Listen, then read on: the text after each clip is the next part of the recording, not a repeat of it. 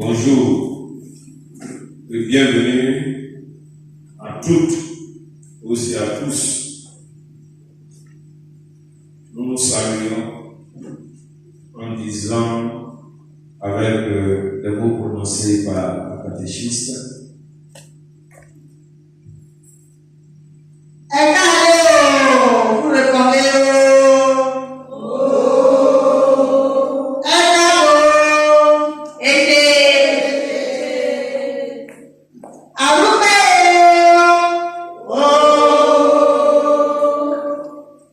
Merci d'être venu partager ce moment de prière avec nous.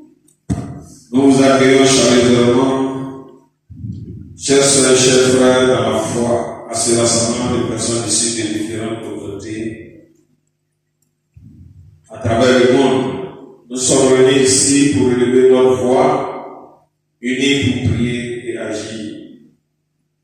Les femmes chrétiennes d'ici et d'ailleurs sont invités à ce jour à célébrer ensemble, à partager les paroles pardon des autres et à trouver une nouvelle force dans la communauté chrétienne. Ainsi, cette invitation est adressée à nous tous. Apportez ce que vous accable et trouvez le repos. À présent, entrons dans la célébration que nous voulons vivre par la gloire de Dieu, le Père, Fils et Saint-Esprit. Amen.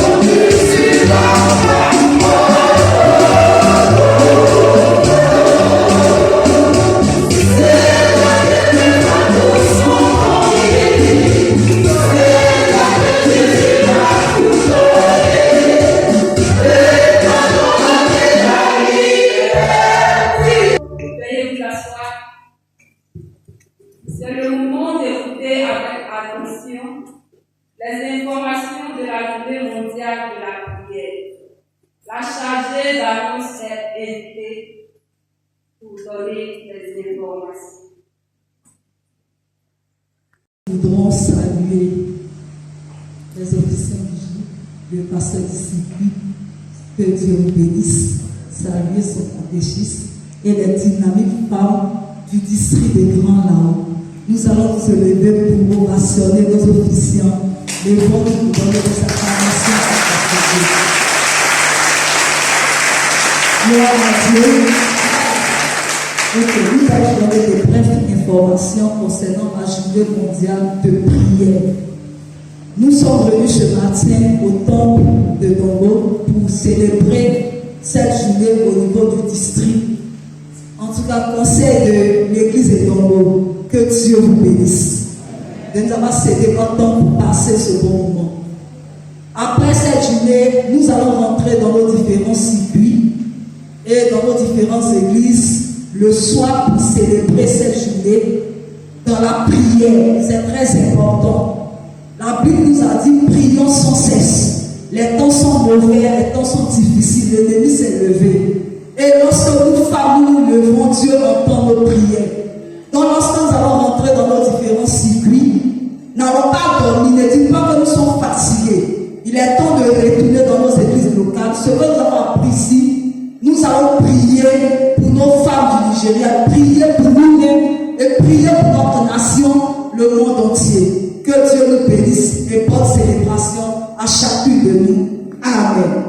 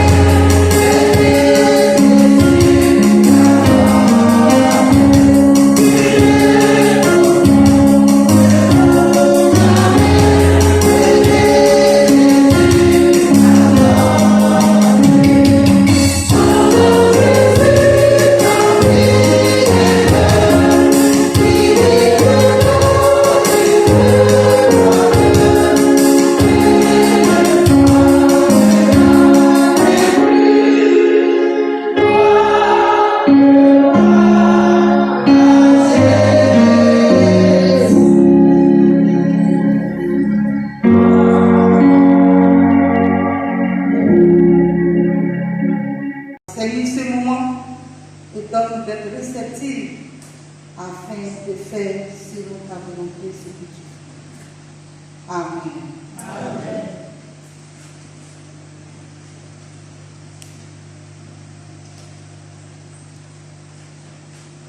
Dieu bénisse les mamans, les papas de Tamapo, Tombo, les femmes du district, notre papa, le révérend Williams, que nous acclamons encore pour glorifier le nom de Dieu.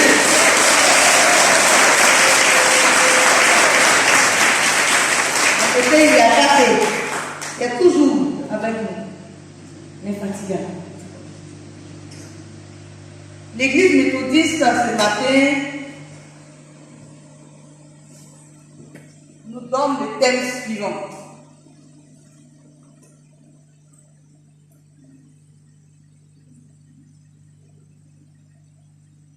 Venez, je vous donnerai du repos. Un seul texte, Matthieu chapitre 11, versets 28 à 30.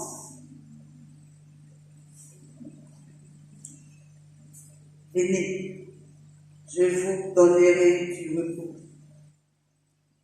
Je viens à toi, Seigneur, couvert de mes péchés.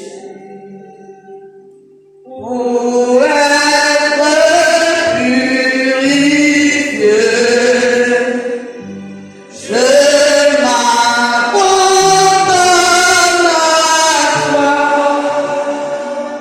charge de mon iniquité, le fardeau est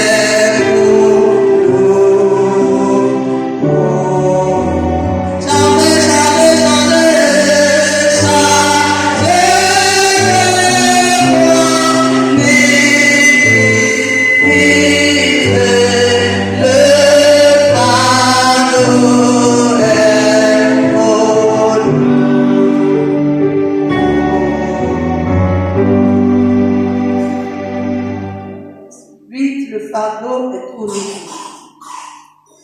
Et le gloire à Dieu 743 que nous venons de chanter soutient notre thème tiré de Matthieu 11, versets 28 à 30. Et le verset de méditation qui dit: venez à moi, vous tous qui êtes fatigués et chargés, et je vous donnerai du repos. L'église méthodiste insiste sur ce thème à travers son thème, à travers le verset de méditation. Venez à moi. Mais pourquoi le Seigneur dit venez à moi? Qu'est-ce qui s'est passé pour qu'il nous dise venez à moi? Notre Seigneur avait en face de lui des peuples vraiment au courant, des Galiléens qui ne faisaient que faire ce que le Seigneur ne voulait pas. Jean-Baptiste a parlé, le Seigneur a parlé, les disciples ont parlé, remplis, chargés, mais on ne sait pas pourquoi ils ne veulent pas accepter le Seigneur. Le Seigneur va prendre la parole pour dire venez, venez, venez à moi, vous tous qui êtes fatigués, chargés, je vous donnerai du repos. Vous tous, sans exception. Il dit venez, on fait un mouvement vers Jésus. Il dit que tu sois à nous, que tu sois à Baoué, que tu sois à Lucas, que tu sois à Andorre, que tu sois à Yahweh. Et chers frères en Christ, ouvrons nos cœurs et écoutons ensemble 3 expériences personnelles de nos sœurs nigériennes. Elles illustrent les pressions auxquelles de nombreuses personnes dans le monde sont confrontées. Comme le dit un proverbe nigérien, La douleur d'une seule personne est la douleur de tous. En écoutant ces histoires, rappelons-nous que le sort de ces femmes nous concerne tous. Nous entendrons parler de veuves qui surmontent l'oppression, de mères qui trouvent le courage d'envoyer leurs filles à l'école et de défis quotidiens qui mettent la foi des gens à l'épreuve. Ces expériences nous touchent profondément. Cependant, elles ne doivent pas nous mettre au désespoir. Au contraire, elles montrent que Dieu est présent, mais dans les situations les plus difficiles.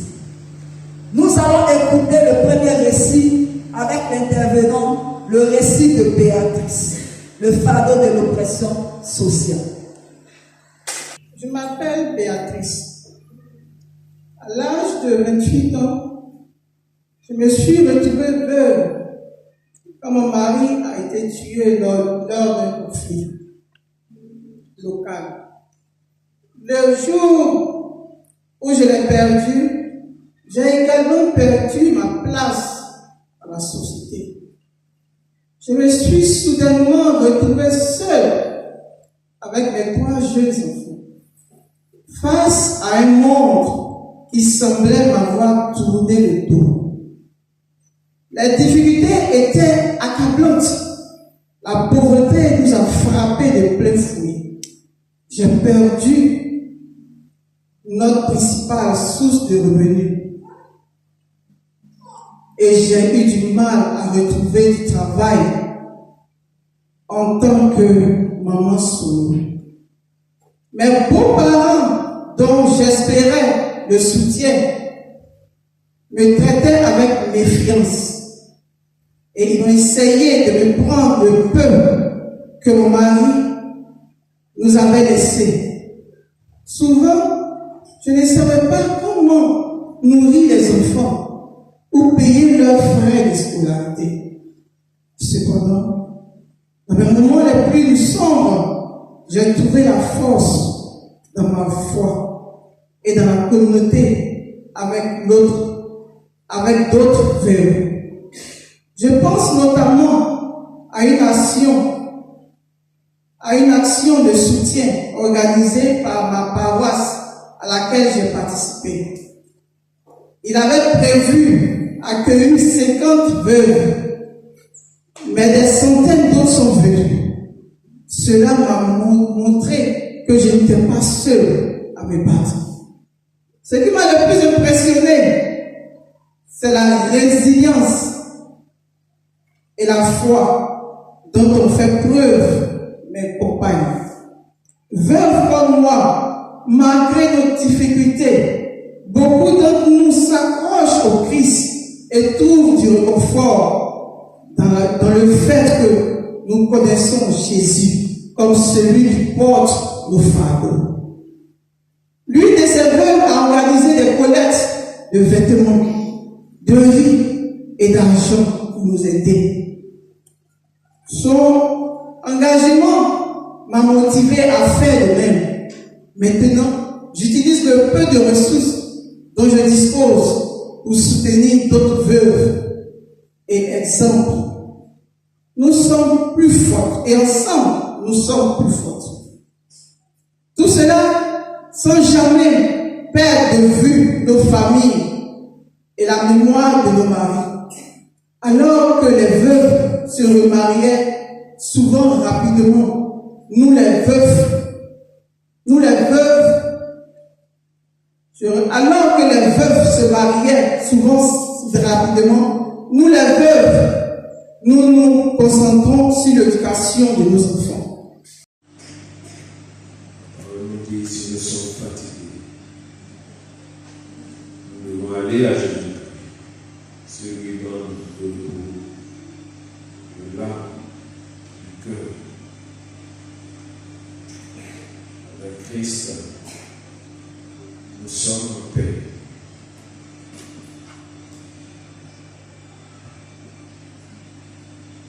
Dieu bénisse sa parole.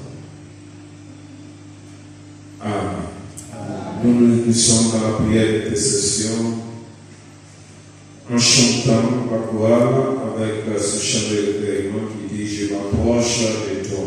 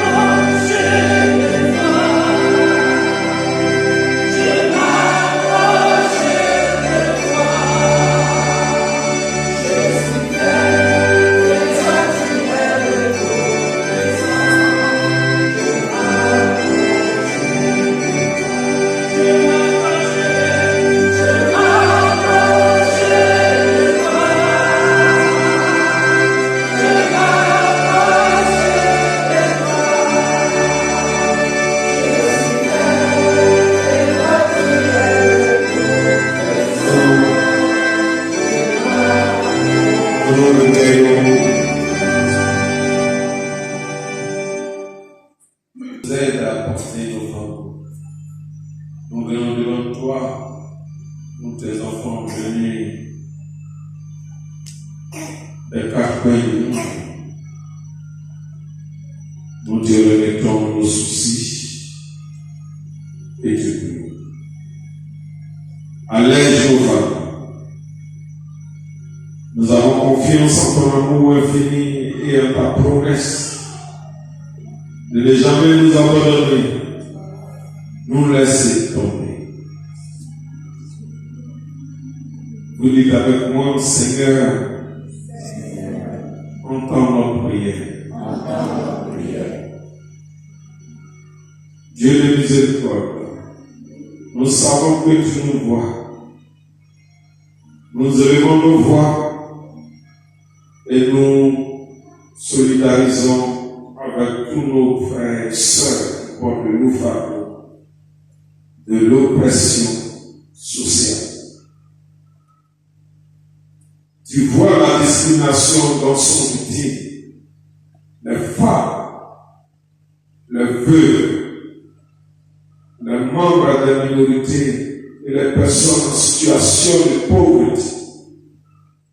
Certains travaillent sans relâche dans les usines, les champs et les maisons, tandis que d'autres ne trouvent pas d'emploi pour nourrir les familles. Dieu notre Père, soutiens et aide-nous à réagir en conséquence. Nous répondons.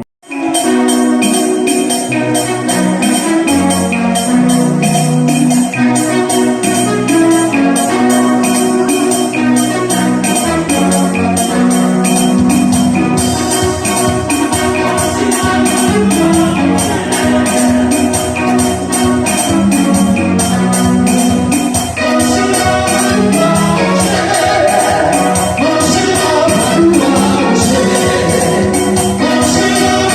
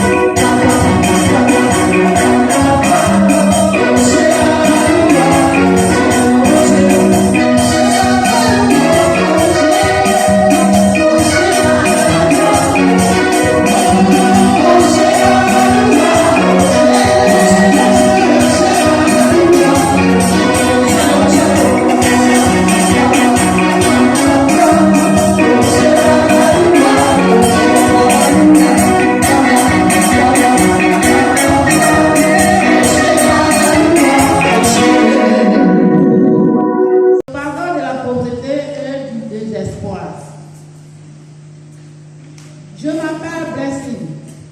J'ai vécu à Lagos toute ma vie. J'ai vu le Nigeria se transformer au fil des ans.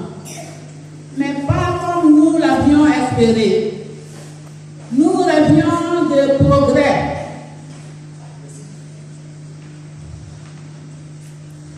Pour nos enfants. Au lieu de cela, nous avons vu notre pays s'enfoncer de plus en plus dans la pauvreté et le désespoir.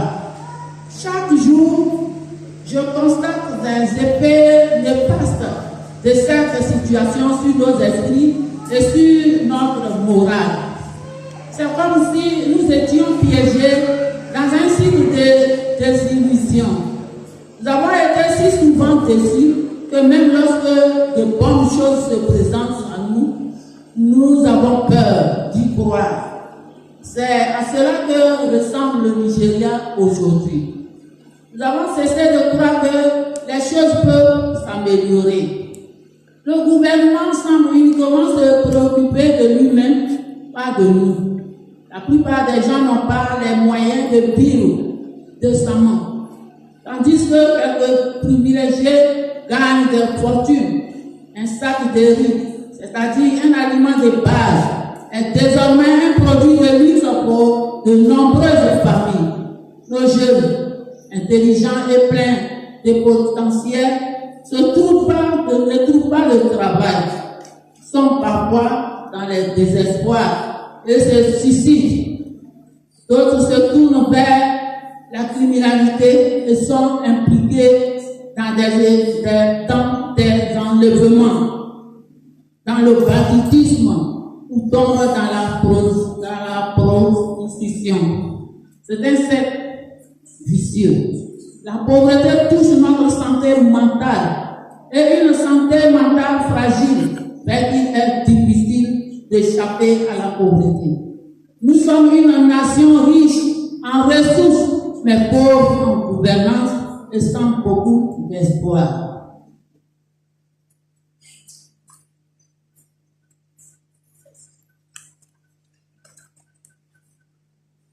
Malgré cette situation accablante, je vois des lueurs d'espoir briller. Je pense à ma voisine Grâce. Elle a perdu son emploi et son mari la même année. Elle avait toutes les raisons de baisser les bras.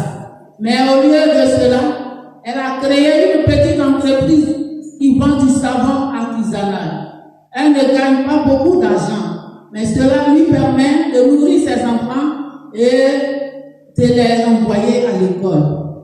Grâce me disait souvent, Blessing, nous sortons à peine, mais nous avons la foi. Ces paroles me rappellent ce que dit la Bible. Si certains sont abattus, tu pourras leur dire, debout.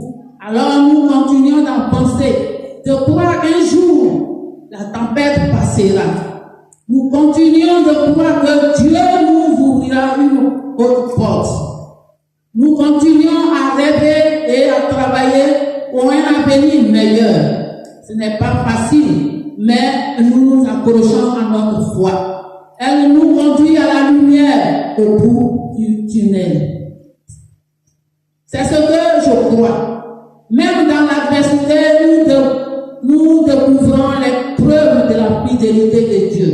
Nous sommes peut-être accablés, mais nous ne sommes pas brisés. Nous continuons de travailler, d'espérer et de prier pour un Nigeria meilleur. Nous savons que c'est possible. Mata Jésus lotaka, oti mao, Mata Jésus lotaka,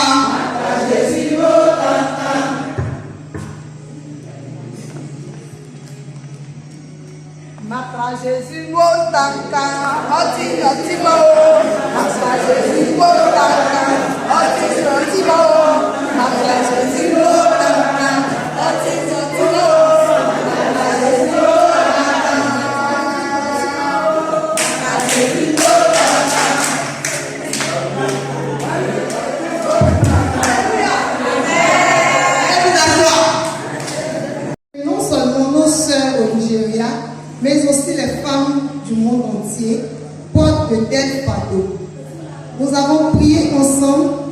confier nos préoccupations à Dieu qui porte nos fardeaux. À présent, renforçons notre foi par un appel à l'action. J'appelle ici la lectrice Maman Bourgogne. Espoir dans un monde accablé. En Christ qui porte tous nos fardeaux. Comment réagissons-nous aux situations qui nous dépassent? Nous restons résilients, convaincus que la tempête passera. Dans les moments d'incertitude, où plaçons-nous notre confiance? En Dieu qui nous donne la vie et qui veille sur tout. Que faisons-nous lorsque les personnes autour de nous sont fatiguées et nous demandent changer? Nous les aidons à porter leur fardeau comme le Christ porte le nôtre. Mission. Comment agissons-nous face à l'avenir? Nous transformons nos prières en action. Nous voulons aller de l'avant grâce à la force. Nous restons dans la foi, l'espérance et l'amour pour être une lumière dans le monde. Amen. Amen.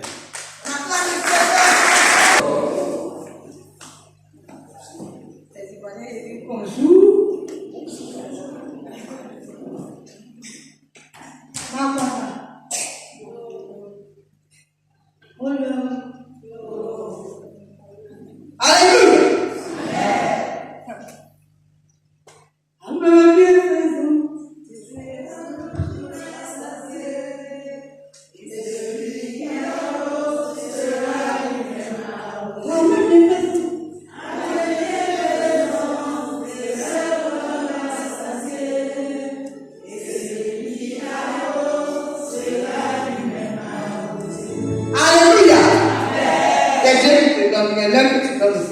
Alléluia. C'est le moment des offrandes. Nous allons donner pour glorifier le Seigneur.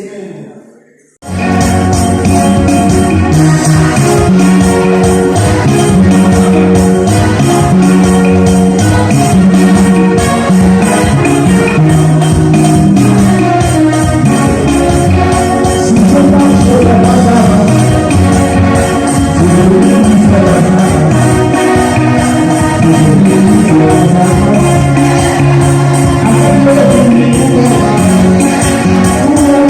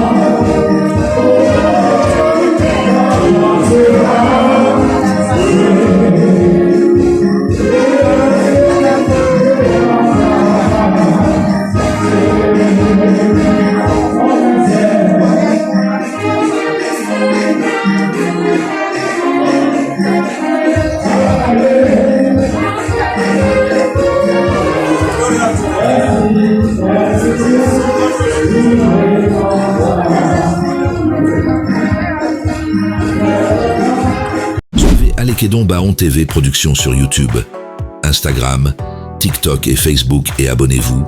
Aimez et partagez massivement pour faire grandir la chaîne et nous aider à créer plus de contenu. À bientôt.